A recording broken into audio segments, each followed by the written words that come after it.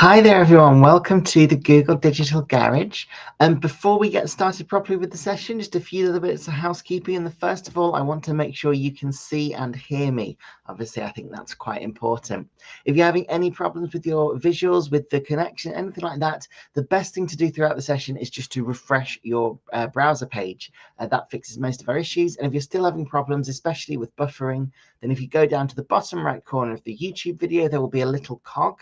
If you click on that cog, you'll get your YouTube settings, and again, you'll be able to fiddle about with things there and maybe turn the quality of the video down so it runs a bit smoother. And hopefully that means you should all be able to see and hear me okay. So welcome to Social Media Strategy. My name is Zoe. I am going to be running the session today. I'm looking forward to it. I'm one of the trainers for the Google Digital Garage, which is Google's free skills training program. And just to introduce myself, so I'm a digital marketer. I've been working in marketing for nearly 10 years now. 9 years exactly, in fact. Yeah, I've got plenty of experience in the field. I've been working with social media, with various clients, and with my own business during most of that time. And strategizing is one of the things that I like to do the most. It's the planning that I really love. So hopefully I've got a good amount of expertise that I can use today to help you guys out, to give you the advice that you're looking for. But do ask questions of me throughout the session. We've got some question breaks coming up. If we are talking about stuff that you might be thinking, oh, I need to know this about this in order to help my own business, please just ask. We have got the live chat down below the video, or sometimes to the right of the video, and you can use that to ask us questions. And of course, I'm not the one who's in the live chat because I'm being joined by my amazing moderator, and that is Glenn. Glenn is going to be in the chat. He's going to be asking you guys questions. He's going to be answering your questions. He's going to be sharing useful links or tips, or there's any number of things that Glenn might be doing. He's there to help you out. So obviously be nice to him. But also please, say hi to him and ask any questions that you have. He's more than willing to help out, and there's really no such thing as a silly question. The Digital Garage, we want to make sure everyone gets as much learning out of this as possible. So if there's any sort of areas that are maybe a bit of a blind spot for you, please do feel free to ask.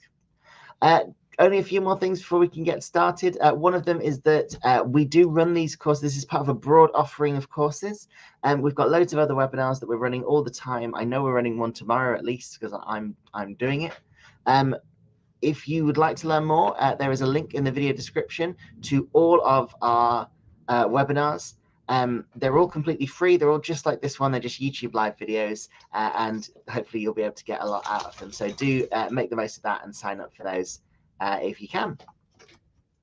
So today we've got three main objectives. The first is to look at sort of how social media can actually help you. I'm sure we are all, probably the reason why you're here is that you would like social media to help you. You'd like to understand more about how social media can help out. But we're going to look exactly at sort of what that is, what it can do for you, and all the advantages of being on social media.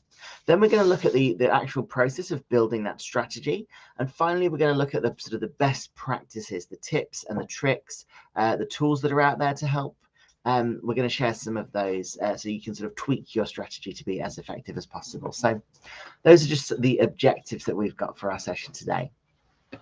And it would not be a Google Digital Garage session if I didn't mention that we do have free one-to-one mentoring available. So anybody who's interested in having an hour-long session with a Google Digital Garage trainer to sort of talk about any problems you're having with your technology, your social media, your digital marketing, anything like that, it's completely, completely free for anyone who works for a small business or a charity in the UK.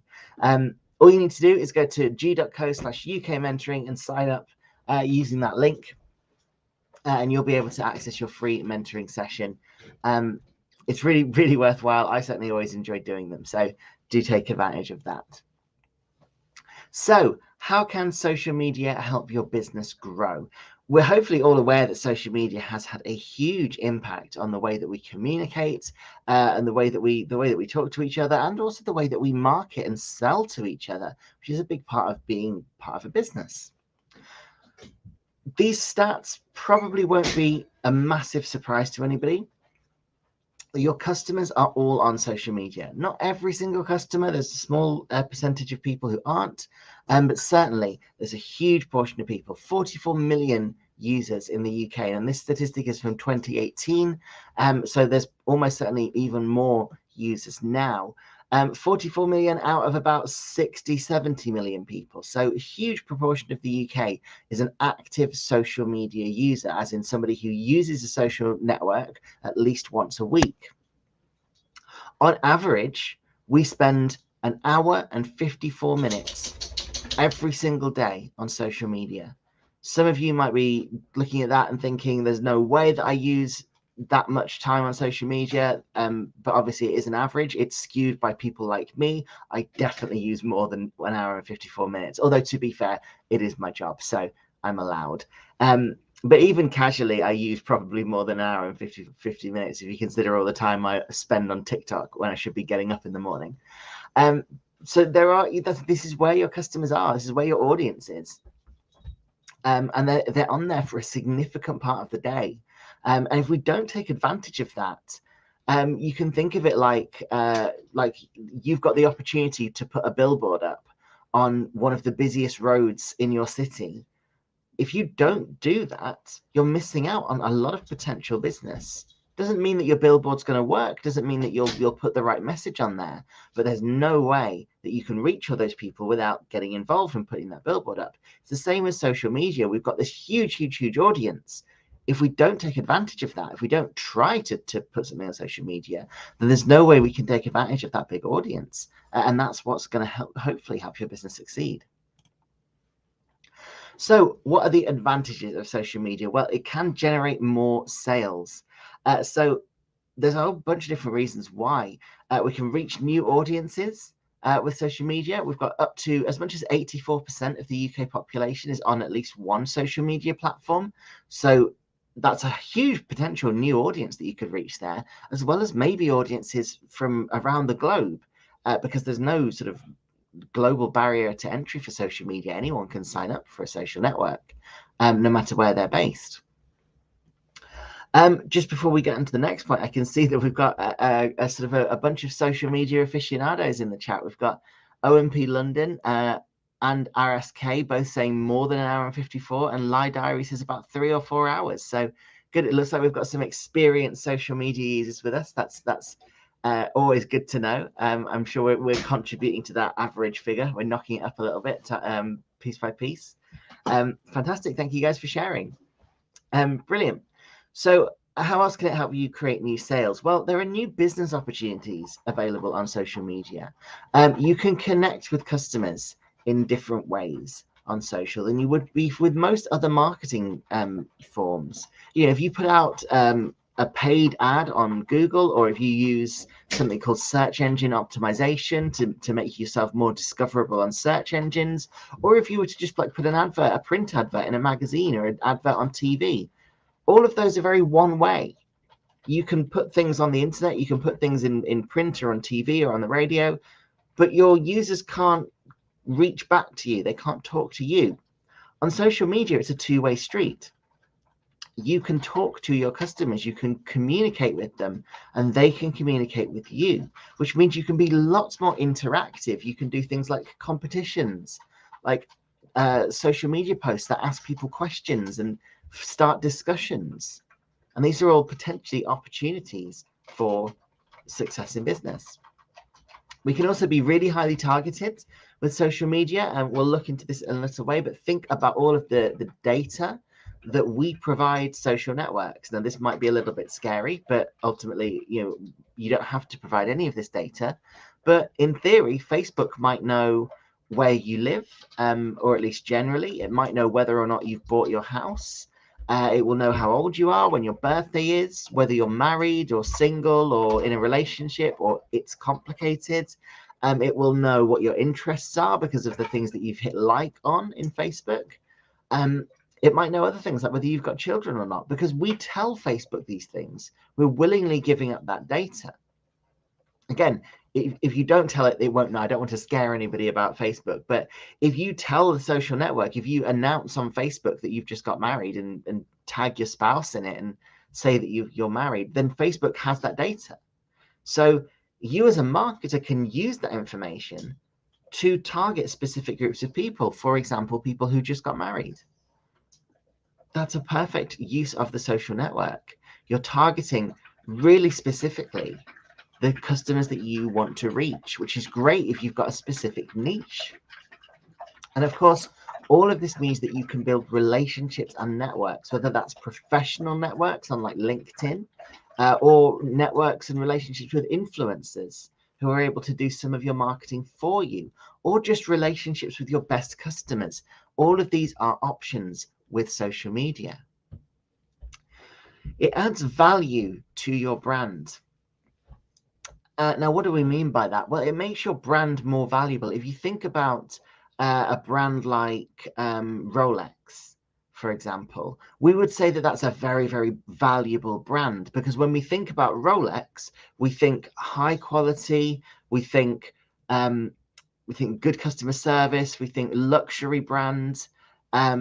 We think of it as a really good, powerful, valuable brand, maybe more than we would think about a different brand. I won't name names actually, but just in case I criticize someone unfairly. But we might think of another brand as being, poor customer service, rude, not good value.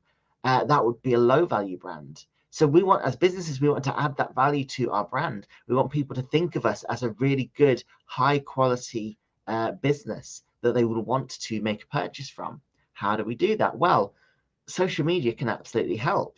So customer service is a big part of it, and social media means that your customer service levels can be enormous, can be incredible, because any hour of the day you can potentially communicate with your audience. Now, that doesn't mean you should. I certainly don't want anyone to take away the message that they should be spending 24 hours a day glued to their screen looking out for any messages from their customers. But certainly you can use basic chat bots, which are quite easy to get set up, on your social media chat to just answer basic questions, or at the very least explain to people, in your time zone, it's 2 o'clock in the morning, so you'll answer it when you're awake. At least give your customers some kind of answer rather than leaving them out of the loop. And you can help them with any queries, any issues that they have.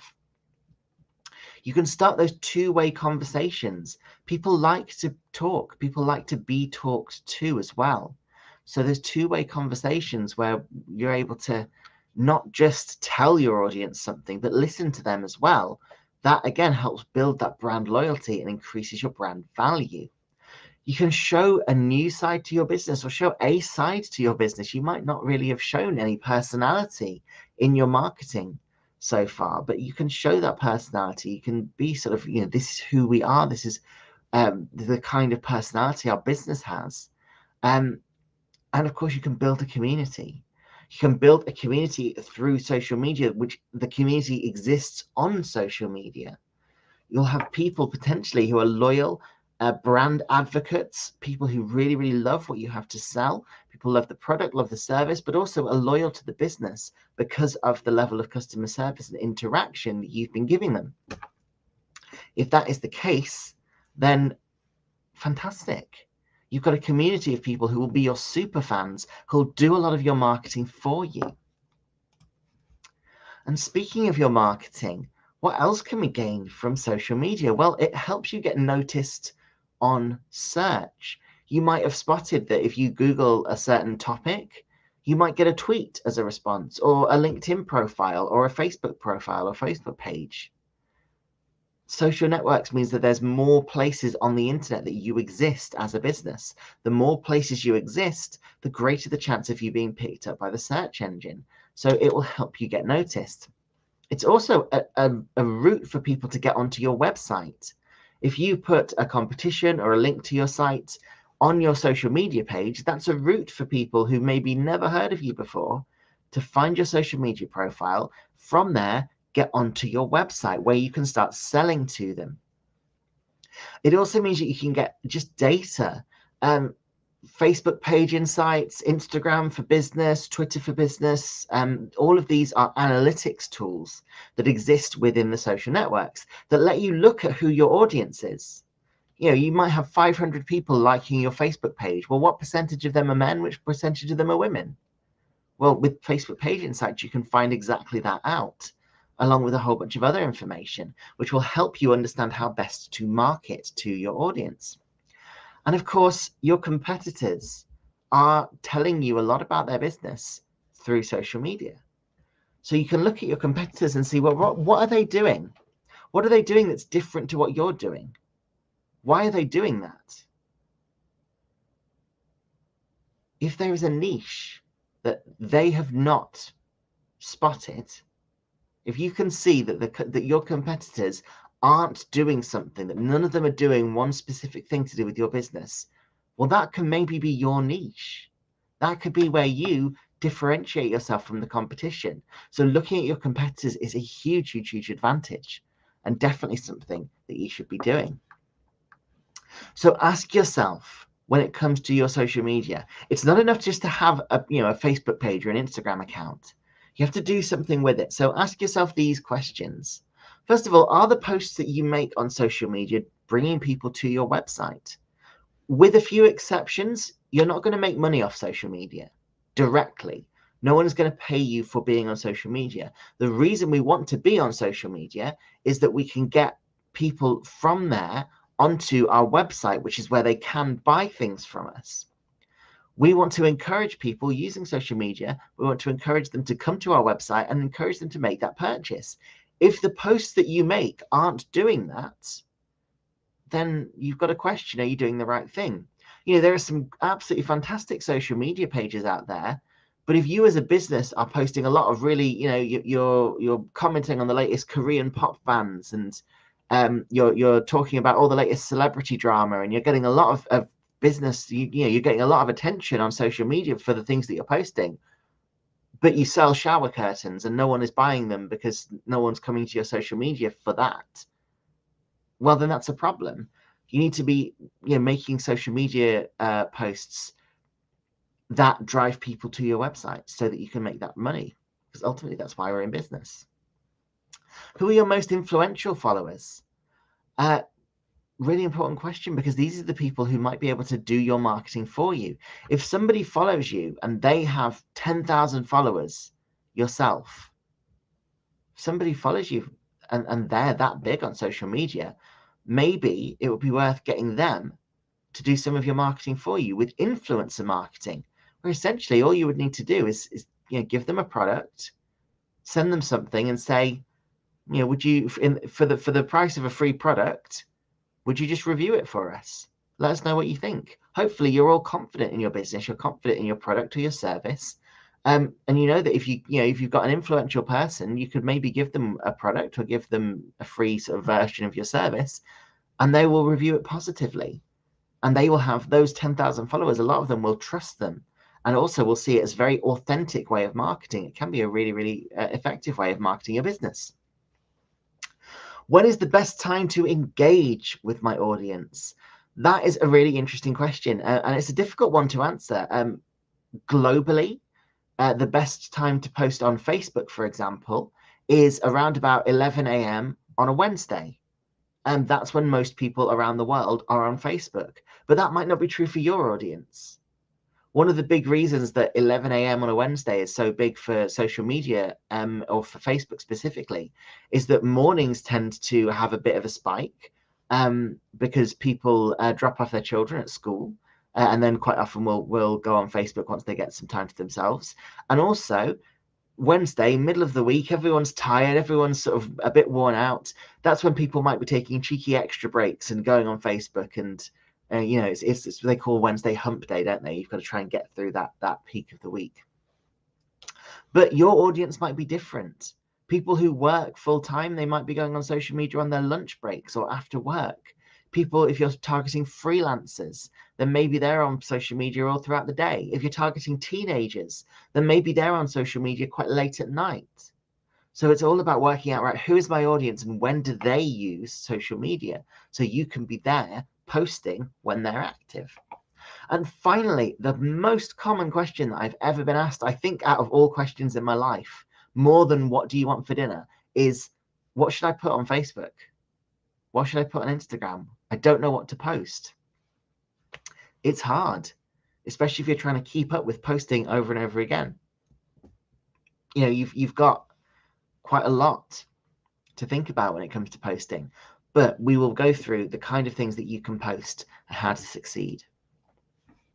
And finally, remember, out of all the great reasons to be on social media, remember that attention spans are short. It's thought that on social media, your attention span is as low as 3 seconds, which means you've got to assume that you've got 3 seconds to really grab your audience with whatever post you put on social media.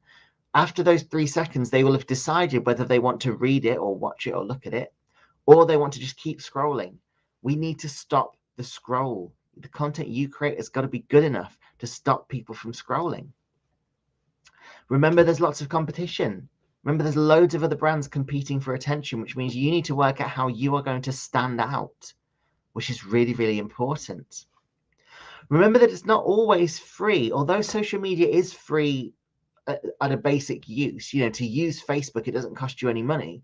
It can be really useful to use paid ads.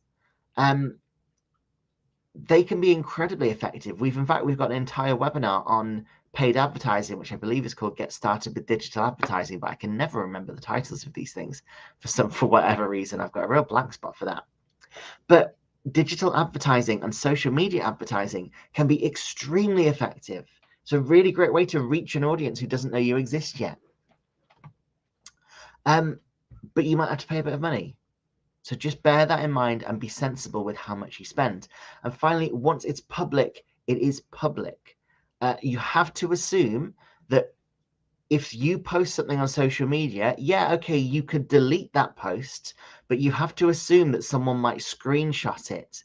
And if someone screenshotted it, then that's out of your control. Then that post is there forever, essentially, because they can show people it. You will see this all the time on social networks. If you've ever seen somebody, you know, have their past brought up, you know, somebody who said something racist or something homophobic or something like that, deleted that tweet, and then later on found that people had taken screenshots of it. They thought they got away with saying something offensive, but then people had taken screenshots of it, and they've been rightfully criticized for it. You've got to be careful about what you say. You have to assume that it's going to be public as soon as it gets out there. So some questions, and I can see we've already got one. Leah Brunner Suker, do you think it's good to use paid ads on Instagram and Facebook when starting a page to reach people, or to try with organic engagement? That's a really good question, Leah. Generally, I tell people to start with the organic stuff, at least at first, just to see how far you can get without paying. Now, that might not be far at all. Facebook especially has been tweaking its algorithm so that fewer people will see your posts, which you might not know about this, but I think in 2003, when you posted something on Facebook, on average, 12% of your followers would see that. So, you can never expect all of your followers to see it, but 12% is pretty good. You can pretty much guarantee if you've got a good number of followers, that 12% of them seeing your post is a success. Now it's 1%. So that's a significant drop. When you post something on Facebook organically, only 1% is likely to see it. So, paid ads can be a way of getting around that. And unfortunately with Facebook, it really is geared towards you paying. But I would still say try out the organic engagement first, especially on Instagram. Instagram is actually really good for organic growth at the minute. You can definitely succeed. So try out that first, see how far you get. And usually what you'll find is you'll get a sort of a burst of followers. You'll get lots of followers at first, and then it will plateau. And you'll find that you're not really getting any more followers. And at that point, maybe that's time to think about, okay, maybe if I pay, that would be a good idea. Hope that helped, Leah. OMP London, do you know what a good time is for TikTok posting and engagement? It completely depends on your audience. I know that a lot of people, TikTok is a bit like Twitter. It's a very casual social network. So a lot of people, myself included, immediately go on it when they wake up in the morning. So mornings are quite good. People like to catch up on the content that they've sort of missed overnight from, so for example, American creators will have posted stuff overnight, and then you as a British person will be able to catch up on that. And also just before people go to bed tends to be big as well, so around sort of 10 o'clock. But it does depend so much on your audience. My TikTok habits match up quite well with that. You shouldn't go on TikTok before bed, by the way. Everyone turn your phones off before you go to bed. It's really bad for your sleep patterns. Do as I say, not as I do, because I absolutely go on TikTok until I fall asleep.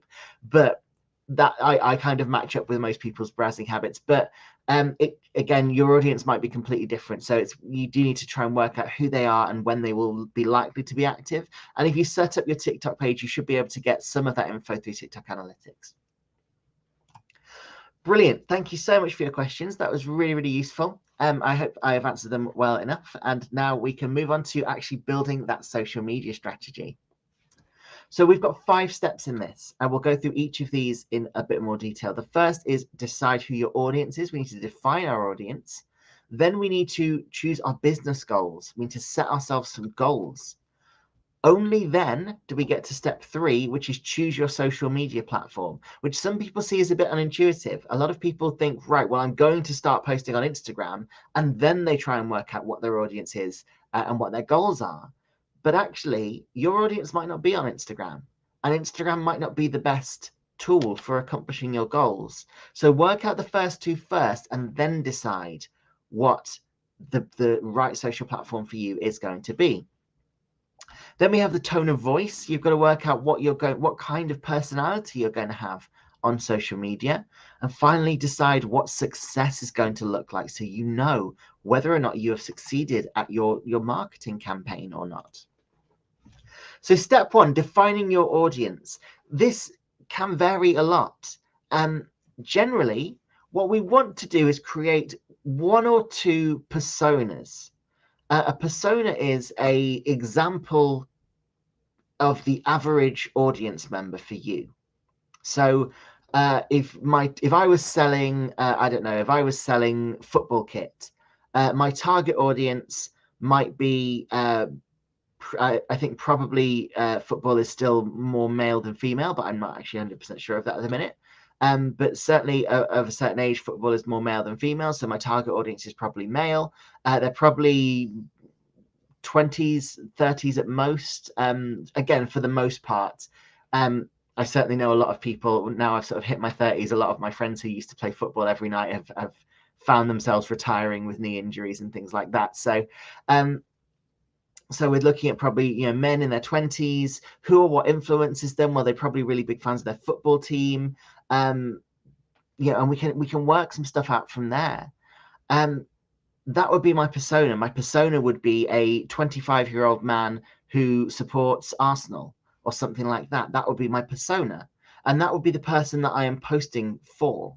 Even though this person is completely made up, they would be the person I would have in mind whenever I'm posting on social media. So you need to work out the same thing for you. So who is your audience? Just in general, are they male or female or non-binary? How old are they? What are their influences? What kind of media figures do they listen to? What are their interests? What do they do for fun? Are they single? Are they married? Are they divorced? Do they have children? Do they own their home or do they rent? What do they do for work? How much do they earn? What are their political beliefs? What are their religious beliefs? And of course, when are they online and what social media do they use? You can find out a lot of this just from doing basic Google research. So for example, if you know that your target audience is 45-year-old women, you might do a Google search and see, well, what social networks do 45-year-old women use, and see what you can find out. And what you might find is that Facebook tends to be big among that age group and that gender. So does Pinterest. So those are 2 potential options for you. So do your Googling, do your research, see if you can find out any information just generally about the kind of people that you're targeting.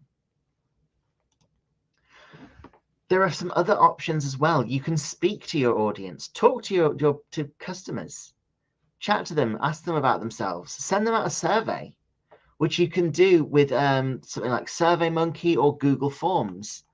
You can collect data by offering people 10% off if they fill in a survey, just saying who they are, what they're interested in, what their demographics are. And of course, you can segment your users as well.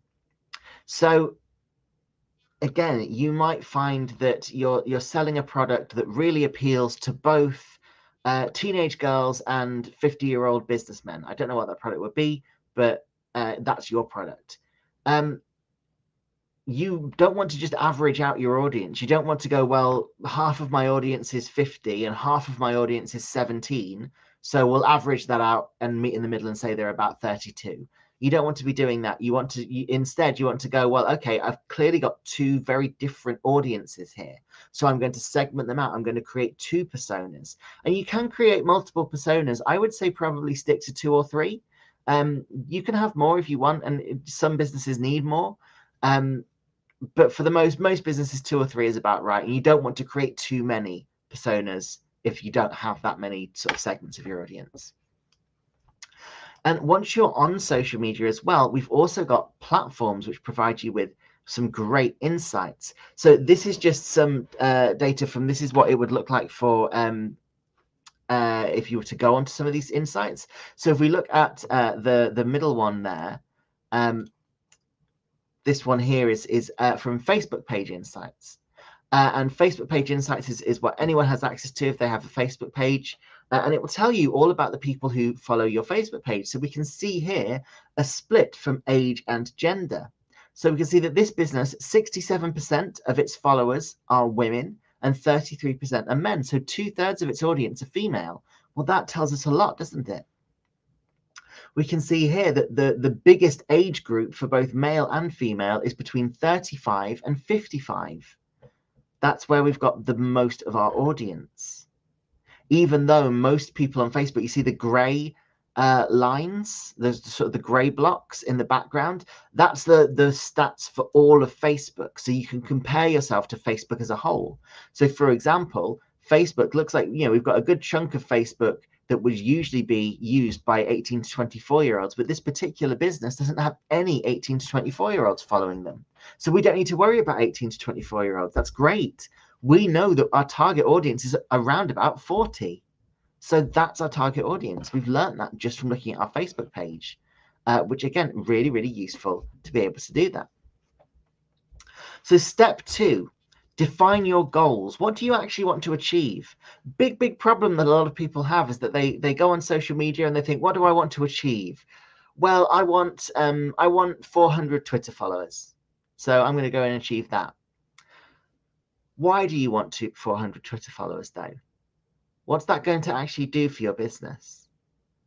Followers on their own aren't worth anything. It's only if they are the right kind of person who is going to take action and actually spend money with your business. So you've got to work out, right, what is stopping people from spending money at your business? Is it that your customer service maybe isn't brilliant or isn't as good as it could be? Is it that not enough people are aware of your brand? Maybe you found that once people learn that you exist, they're quite quick to buy, but people don't know that you exist. Get more people onto your website. Maybe you've just got nobody coming to your website. Maybe they don't know your website exists. Maybe you need influencer marketing. Maybe you found that your audience responds really well to authentic reviews and you don't have any of those. So you need some influencers to do that for you. It's always worth thinking about, how is your goal going to eventually make your money? One of those goals there says generate more sales. Now I'm going to disagree with Google here and say that no, I don't think that should be a goal, because that's too vague. How are you going to get more sales? What about your marketing is going to lead to more sales? Anybody can say, yeah, my goal is to sell more. Obviously your goal is to sell more. You're a business. But we need to work out how. Is it going to be through increased awareness? Is it going to be through better customer service? What is it that your customers are looking for? What's going to really appeal to them? So to set a goal, one the option is to use the double diamond framework, which we've sort of summarized here. And that is 4 steps. So number 1, discover. Work out what your goal is and how it helps your business, just like we just talked about. Not only what is your goal, but also how is that goal going to eventually lead to sales? Then define. Look for things that could get in the way of that goal. Any barriers, anything that might stop you from achieving it. Develop. List what you need to achieve the goal. And this could be, I need an audience that's really engaged. I need an audience who's really loyal to me. I need some good social posts that get lots of engagement. I maybe need to start video marketing or something like that. And then deliver. Work out how you're going to remove any barriers that are in your way. Really, really worthwhile practice to look up the double diamond framework. Great way to solve problems and a great way to set goals. Step 3, then we can start choosing our channels. So do we have a business focus or a lifestyle focus? Are we selling to businesses or are we selling to customers? If you're a business focus, then you might want to consider LinkedIn. Facebook still works for businesses. Twitter still works for businesses. If you're selling to individuals, then you might want to consider Facebook, Instagram, Twitter again. YouTube is a good option. TikTok potentially. Each of these different channels they've all got their advantages and their disadvantages. Don't try and do them all at once. I've worked with people who are like, I'm getting nowhere on social media. And you talk to them and you say, okay, well, what social networks are you trying to be present on? And they're like, okay, well, I'm on Facebook, Twitter, Instagram, TikTok, and LinkedIn. And you're like, well, okay, well, that's why you're not achieving anything, because you've done too much and you're spread too thin. Start with one, only one. I don't care what you think at the minute, just start with one. Test it, learn how to use it, learn how it works, learn what posts work really well on it for your audience. Try and work out what's getting you the most engagement, what's helping you achieve those goals. Only when you feel like you really understand your chosen social network, so say it's Facebook, you get to a point where you're like, well, I can do Facebook in my sleep now. I understand what I'm doing. It's barely any effort. At that point, great, you can move on to another platform. Keep posting on Facebook, but now you can start learning Snapchat or Instagram or something like that. But bear in mind that each channel needs a different strategy. The same post, if you make a really, really good post for Facebook and you post the same thing on Instagram and the same thing on Twitter and the same thing on LinkedIn, it won't do as well. It won't do well at all, potentially, because the different channels have completely different strategies for success. So let's look at some of these channels then. So Twitter we'll start with. Twitter is good for those quick fire conversations. It's good for public relations. It's good for talking to your audience. Make sure you're looking professional on Twitter. You've got a good profile image, header image, especially the name of your business. Try and make sure you're actually getting your business name as your Twitter handle, if at all possible. Remember, you can use hashtags on Twitter. Hashtags are really good to get noticed, to join conversations, to take part in trending topics. But also, it's an interactive medium. So make sure you're asking questions, you're running polls potentially, you're retweeting the content that your customers provide you with, you're retweeting their comments, and you're replying and you're engaging and liking their comments as well, making them feel appreciated for contributing to your marketing. And also, Twitter also has a pinned tweet option. So you can pin a tweet to your profile, which means that it's always going to be the first tweet people see on your profile. So if you've got an offer on, if you've got an important message, something like that, you can be sure that that is the first thing people will see. Facebook is much more sort of different to use. Facebook is more of a business directory now for a lot of people. A little bit like Google Business Profile. You can add your opening hours, you can add your contact details, you can add a map link. There's all sorts of things that you can do with Facebook, but you treat it a little bit like a business directory. You've also got the option for a call to action button that tells your audience what you want them to do. Shop now, contact us here, buy now. Facebook is great for sort of quick, digestible content. So videos, absolutely share videos on Facebook, but try and make them sort of 5 minutes maximum. People aren't going to stop and watch an hour-long video, whereas they might on YouTube. The longest YouTube video I have watched in one sitting was 3.5 hours. The longest YouTube video I've watched over multiple sittings was 8 hours. I'm obviously, maybe not normal for that, but you can do a lot with long form content on YouTube. On Facebook, you have to keep it more bite size because people are wanting to keep scrolling. They only want to stop for a little while. But if you can use sort of GIFs, videos, engaging images, it's quite good to get people to stop scrolling. It can be very engaging. Instagram is entirely image focused. Really, it's all about those beautiful pictures that I know you're all capable of taking. You're using your photo caption and the hashtags to both tell a story, explain the context of your image, but also your hashtags help Instagram understand what your image is actually of so that it can recommend your image to other people, to a wider audience. You go easy on the hashtags. You can have up to 30 hashtags on an Instagram post, but you shouldn't really. You should aim for about 10. Or try and limit yourself to 10. If you're struggling to get 10 hashtags, that's fine as well. Go for 5 or 7. But I would say 10, maybe 15 at a push, but 10 is about the right number. There's no right or wrong answer to this. It just depends how well you use the hashtags. But for most people, the main problem they have is that they use too many hashtags. So limiting yourself is a good option, because if you're using too many hashtags, it can get a little bit vague and it can make it so that Instagram doesn't know who to be recommending you to. LinkedIn is a great recruitment tool. It's a great networking tool. It's a very professional social network. But also it's good for getting your employees to become brand advocates. Don't force this. Don't tell your employees you have to be posting on LinkedIn, but just be really good to them. If you have a company quiz night and one of your employees wins, they're more than likely to post that on LinkedIn. So they will do some of your marketing for you. When it comes to sharing content on LinkedIn, it's really good to use a thought leadership content. Talk about your industry. Tell people your insights. Tell people something that they can't get anywhere else about your experience and your insights about the industry. You can, with all of these social networks, you can post a lot of content. You can post multiple times a day. Don't worry about posting too much. The important things is, and also don't worry about not posting enough. With all of them, the importance is the quality of the content, not the quantity. Sorry, I've given myself the hiccups.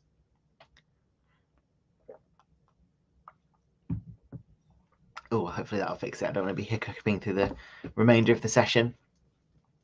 So YouTube then, finally. YouTube, people don't often think of it as a social network, but it absolutely is. If you think about it, you're still creating a profile. You're able to comment on videos. You're able to have conversations. It works very similar to a lot of other social networks. So we have to treat it as such. It's about creating shareable content on YouTube. Similarly to TikTok, very, very similar. Obviously, the format for TikTok is different, but YouTube is about being that thought leader, creating content that's going to provide real value for people, going to be really interesting or funny or helpful. You can make a simple video quite quickly. There is an app called Director for Business that YouTube launched that helps small businesses make videos. But also you can collaborate with other people and potentially grow your channel by featuring on other people's channels. Again, YouTube has the potential to be a very, very organic growth. You don't necessarily need to pay to grow on YouTube, although you can use ads on YouTube as well. So once you've chosen your social network, then we go back to the steps and we're on step 4, which is choosing your brand's social voice. So this is the guidelines of how you're going to communicate on social media. What kind of words are you going to use? What kind of fonts and colors are you going to use in your images and your graphics? When are you going to use your logo? What kind of personality are you going to have? Are there any do's and don'ts? Like, are we definitely going to say hi instead of hello, or cheers instead of thank you? Are we going to be formal? Are we going to be cheery? Are we going to be flamboyant? Lots and lots of different options when it comes to social voice. Think about what your audience is going to react to the best. And there are tons of options. You can be friendly, or you can be provocative. You can be fun, or you can be serious. You can be formal, or you can be casual. But also you can blend these. Let's look at this marketing campaign. This is the This Girl Can campaign. It was a massive a little while ago, a few years ago, and was all about encouraging women to get more into sports and physical activity and challenging sort of gender norms. So these are they are serious, but they're also a bit tongue-in-cheek. They're a bit funny. That they are having a bit of fun with it. Under these gloves is a beautiful manicure. Is quite serious. It's quite sort of challenging. It's saying that just because I'm feminine doesn't mean I can't do something physical, something that's traditionally seen as masculine. As a woman who kickboxes, I completely understand that. And admittedly, under my gloves, I never have a beautiful manicure because I bite my nails. I can absolutely relate to this image. It's quite serious, but then sweating like a pig, feeling like a fox. Same basic tone of voice, isn't it? It's not really changed, but that's a little bit more cheeky. So you can blend these. You don't have to be completely rigidly formal or just completely wacky all the time. You can blend your tone of voices to make it a little bit more effective. Step 5 then, determine what success means. What does success mean for you? Does it mean growth in sales, traffic, influencers? How will you know when you've succeeded? What number could you be measuring that tell us that you've succeeded? And most importantly, when will you have succeeded? That's an important factor before we move on. Give yourself a time limit. Say that you want to get 5,000 people to have visited your website over the next 3 months or something like that. Set that time limit. Because otherwise you'll never know. You might say, well, I want 5,000 people to visit my website. And then after 6 months, you've still not reached it. After a year, you've still not reached it. At what point do you go, okay, I failed this goal. I need to pivot. I need to set a more realistic goal, or I need to change something. Do consider paying. Remember, organic reach can only take you so far. Unfortunately, Facebook is especially bad for this. Organic reach really doesn't get you very far on Facebook at all. You do need to start thinking about paid advertising. That's what Facebook wants. As much as the contrarian in me wants to say, no, I'm not paying. Just because you want me to pay, I'm not going to pay. Unfortunately, it's the best way of getting forward on Facebook. As I mentioned before, do try out organic growth first. See how far you can get, but eventually everyone is going to end up thinking about paying. It's almost always the right thing to do. Across all platforms, every social network makes their money through ads. So eventually you might want to think about paying for ads because there's always going to be the option for it. And it usually is really good for sales and growth because you can reach people who don't already follow you, which is a big, big benefit. So bringing everything back together then, our social media strategy is going to involve 5 steps. We're going to define our audience and work out what they relate to. We're going to set our business goals, and we're going to set a time limit for those business goals as well. We're going to work out as well how to mitigate any barriers. We're going to choose one social network, unless you're really familiar with one, in which case you can maybe choose 2. And then we're going to choose our tone of voice for that social network. And we are going to work out what success is going to mean for us. And that is your social media strategy. If you can do all 5 of those steps, you will have created a great strategy. So we've got our question break. I'm going to take a drink of water as well. So it doesn't look like we've got any questions. So we'll move on, but we do have another question break at the very end. So please let us know if you've got any more things to ask us. So tools and best practice then. Here are some tips, some tricks, some tools that are going to help you succeed on social network. Number 1, think about the different types of content that you can post. Now, these are all options. So product announcements, behind the scenes insights, job openings if you're hiring, recurring content such as seasonal sales, product tips and tricks. Overall, though, the most important thing to remember with social media, every single piece of content that you share should have some kind of value for your audience. There should be a reason for them following you other than that they're interested in your business. So for example, behind the scenes posts, lots of companies love behind the scenes posts, but I'm sorry, if your company involves working in an office and sitting behind computers, I don't care what behind the scenes looks like. That's what I do. It's my job. I sit behind a computer all day. Most people do. So that's not going to interest your audience unless they're really thrilled by the idea of sitting at a computer all day. However, if you work in a brewery or a chocolate factory, things like that, well, then the behind the scenes that you could post might be really interesting. Tell us about the process, about how you go about creating your product, about what decisions you have to make, how you decide on new recipes, things like that. That has value beyond the promotional value for you. So do think about that, especially when it comes to things like product tips and tricks. Anything like that, you provide something helpful, provide something useful, add value to your audience's life.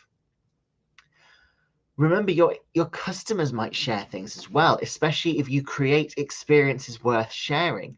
A really good example of this is the Coca-Cola campaign, where they put names on their bottles. It had a Coke for Jeffrey or Jeremy or Zoe or Glenn. I certainly took part in this. I certainly went and found, when I went out and I remember working in an office and I'd pop down to the shops, and if anyone wanted a drink, I'd try and find them a Coke with their name on it. And then if I did find it, they'd usually post on social media. That was great free marketing for Coke. It really didn't cost them much to print a whole bunch of different labels in the grand scheme of things. They created something worth sharing. And so other people did their marketing for them by sharing it. So that's a way to encourage your audience to really engage with your brand. Really quite an important thing to bear in mind. Tips for sharing content. So number one, use graphics, especially if you're on Instagram or something like that. You might find that you're struggling to announce things on Instagram because you've not really got any graphics or things like that. You can use tools like Canva, which is a free graphic design tool, really useful, really good to use.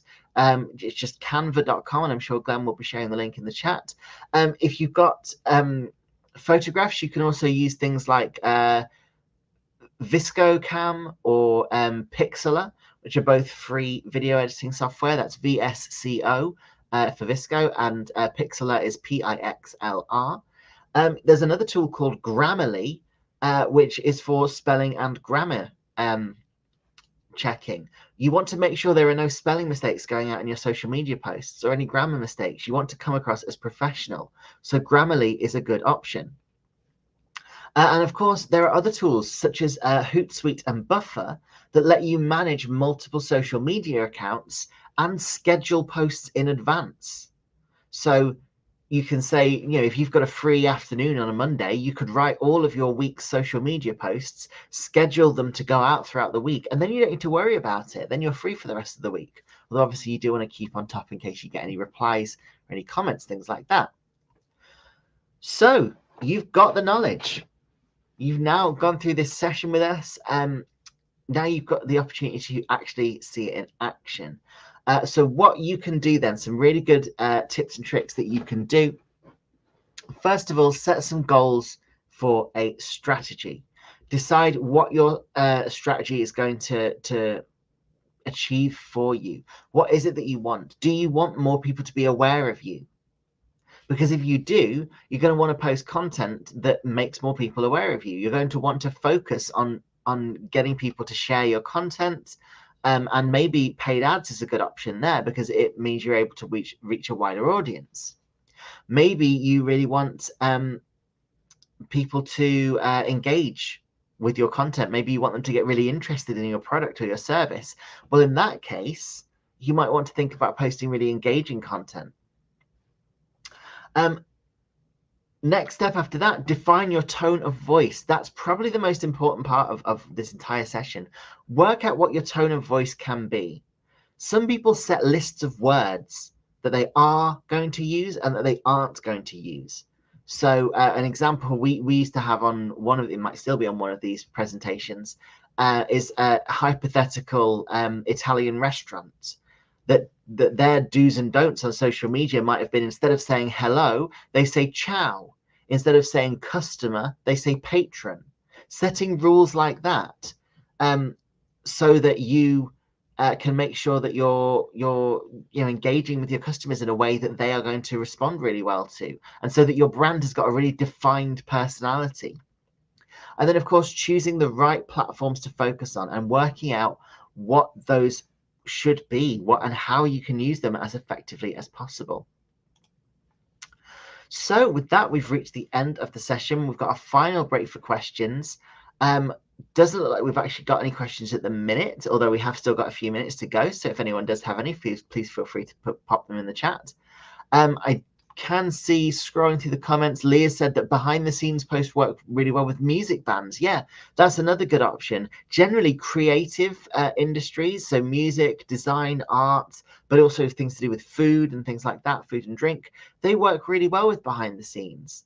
But also any job where people maybe don't know exactly what goes on. So farming, quite a lot of a lot of farms have been able to get really a lot of traction on social media, because farms have cute animals, and people like seeing behind the scenes of how to raise animals. I can see we've got a question from OMP London.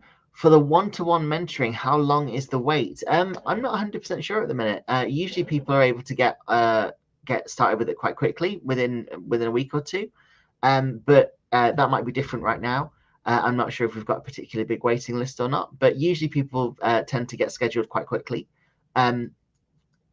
So yeah, sorry, that's a bit of a vague answer there for you, OMP London, but yeah, usually quite quick, I would say. But I can't tell you any more than that, unfortunately.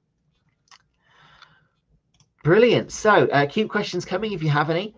What are your next steps before we finish off? So next step number one, thank you, OMP London, for highlighting it. Sign up for our one-to-one mentoring.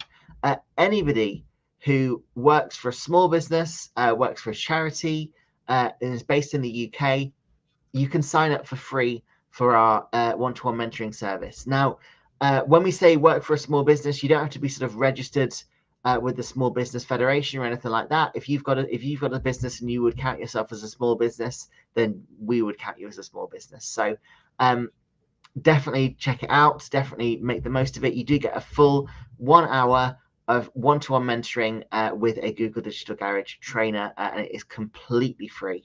There's no catch at all. It's just about helping businesses. So yeah, do absolutely sign up for that. Glenn has shared the link for you in the chat. It is just there on the screen as well, g.co/UK mentoring. And then finally, there's nothing really else for me to say other than thank you guys for watching. Thank you for your questions and your comments. You've been really, really great. I've always loved getting some good interactive session, and you've been a fantastic one. So thank you for sharing those. They obviously help us make the session even better and more sort of geared towards your needs. If you want to share that you've been on this session on social media, we'd love it if you use the hashtag Digital Garage. You might even get a cheeky share, a cheeky retweet from us there as well. Probably a good thing to maybe put on your LinkedIn that you've been attending this particular webinar if you've got a LinkedIn profile. And also, if you have any feedback, whether it's good or bad, we love to hear it. It helps us make these sessions better. So our feedback form is up there on the screen. It's goo.gul/digital garage feedback. And again, Glenn has shared that in the chat. Let us know how we did, whether we think you did, if you think we did fantastically, brilliant, let us know. If you think we've done terribly, let us know and tell us why. It really, really helps us out. So thank you very much, everyone. Again, really loved doing this session. Big thank you to Glenn. I'm sure he would appreciate some thank yous in the chat as well. He's done a fantastic job. And I will hopefully see you all on another Digital Garage webinar at some point in the future. So take care, everyone, and stay safe, and goodbye.